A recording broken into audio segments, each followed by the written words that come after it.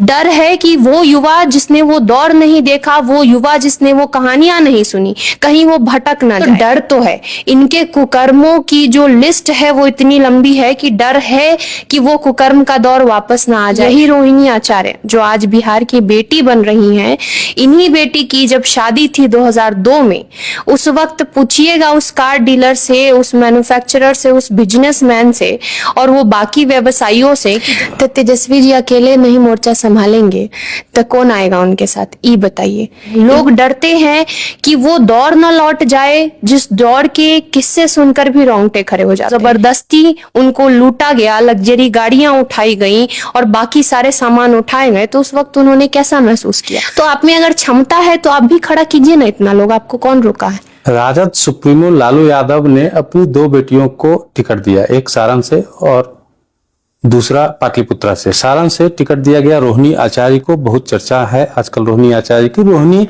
आचार्य जी ने पिछले दिनों एक बयान दिया था जिसमें कहा था कि तेजस्वी यादव से बीजेपी डर गई है। हमारे साथ बात करने के लिए बीजेपी की प्रदेश प्रवक्ता सुरभि ठाकुर जी हैं। मैम, स्वागत है आपका। जी बहुत बहुत धन्यवाद। रोहिणी आचार्य जी ने कहा है कि तेजस्वी यादव से बीजेपी डर गई है। जी, हमारी बड़ी बहन ये पिछले हफ्ते भी उन्होंने ये कहा था।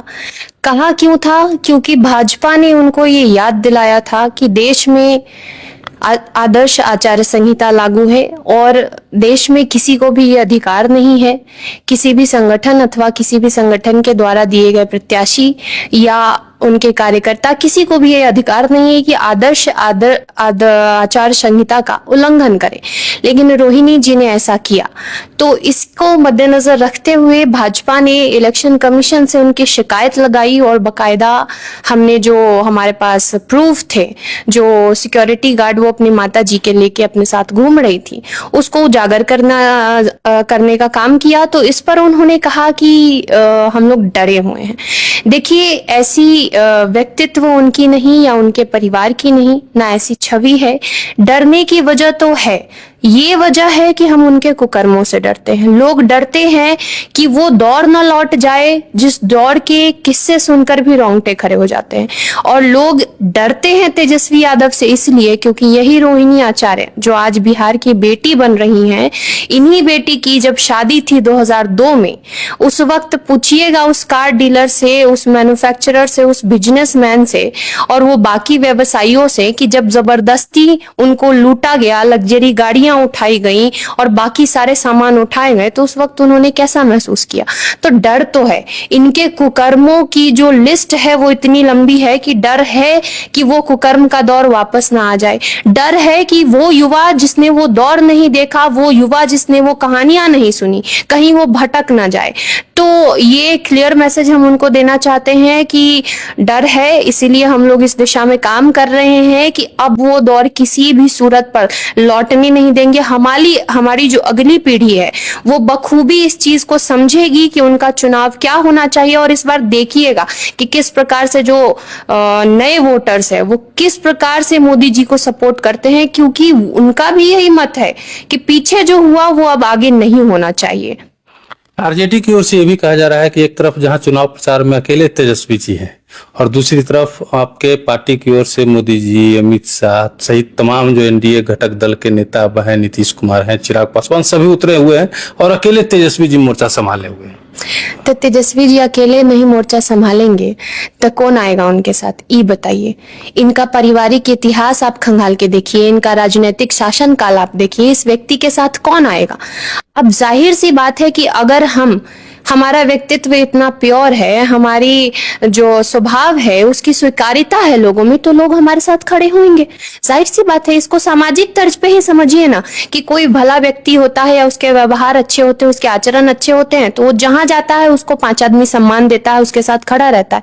वही एक उसी समाज का दूसरा व्यक्ति जो बड़बोला होता है, मुंहफट होता है, जो सिर्फ अपने फायदे के बारे में सोचता है, जो दूसरों का शोषण करता है, वो हमेशा अकेले ही खड़ा होता है। तो आप में अगर क्षमता है तो आप भी खड़ा कीजिए ना, इतना लोग आपको कौन रोका है, कोई रोका है? जी, तेजस्वी यादव अकेले जब जा रहे हैं, अभी तक उनके गठबंधन के प्रमुख नेता हैं राहुल गांधी, वो भी उनके चुनाव प्रचार में शामिल नहीं हुए हैं। देखिए, तो गठबंधन को गठबंधन कहना ही हमको मजाक लगता है। ये तो क्या है, क्या प्रारूप है इनका, क्या विजन है, किस तर्ज पर ये लोग काम कर रहे हैं। और चुनाव से पहले जब इस गठबंधन का ये हाल है, तो चुनाव के बाद क्या टिकेगा ये गठबंधन, क्या चलेगा ये गठबंधन और क्या काम करेगा ये गठबंधन। ये अपने आप में सवालिया निशान खड़ा करता है कि भाई ये लोग आपसी असमंजस आज तक नहीं बनवा पाए हैं, चाहे वो सीट शेयरिंग की बात हो, चाहे कैंडिडेट उतारने की बात हो, पूर्णिया में क्या ड्रामा हुआ सब देखते हैं। तो ये सब समझ के पड़े हैं। अब उन लोगों की आपसी क्या अंडरस्टैंडिंग है तो वही लोग बेहतर बताएंगे, ये तो हम बता नहीं पाएंगे। लेकिन हमारे मन में भी सवाल है कि ऐसा क्यों है। चलिए अंतिम सवाल हम आपसे ले लेते हैं। बिहार में 40 सीट जीतने का दावा आप लोग कर रहे हैं, जी अभी तक सफल हैं? जी देखिए, सफलता जो है ना, वो आत्मविश्वास आपका जब दृढ़ हो और आपके मन में कोई चोर ना हो, जब आपका हृदय निश्चल भाव से जनता के प्रति समर्पित हो, तो सफलता सुनिश्चित हो ही जाती है और जनता खुद करती है। आप किसी भी सभा में चले जाइए, जहां भी प्रधानमंत्री आ रहे हैं, गृह मंत्री आ रहे हैं, या हमारे अन्य कोई नेता या हमारे प्रत्याशी जहां भी जा रहे हैं, लोग यही कह रहे हैं उनको कि वोट तो हम मोदी को ही देंगे। और क्यों देंगे, ये हम नहीं सिखा रहे हैं उनको। कई ऐसे इलाकों में भी हम लोग जहां जाते हैं कि जहां न लोग सोशल मीडिया के प्रभाव में है, जहां न लोग किसी प्रकार के अलग के प्रेशर में है, उनको पता ही नहीं है देश दुनिया में क्या हो रहा है। उनको ही पता है कि हमारा शौचालय बन गया, हमको घर मिल गया, हमारा काम हो जा रहा है, हमको सिलेंडर मिल गया। मोदी जी का और छोड़िए तो छोड़िए, कहीं कहीं तो सुनने के लिए मिलता है जे आइले ऐसा प्रधानमंत्री नहीं देखे जो दिल्ली में बैठ के कह रहा है जे आपको हमारा प्रणाम, कि हमारे कार्यकर्ता जाएं आपसे मिले तो मोदी जी का प्रणाम कहिए। तो ये यहाँ ये जो कहते हैं ना लोग कि ईवीएम हैक होता है, तो यहाँ हृदय से ईवीएम हैक हो चुका है।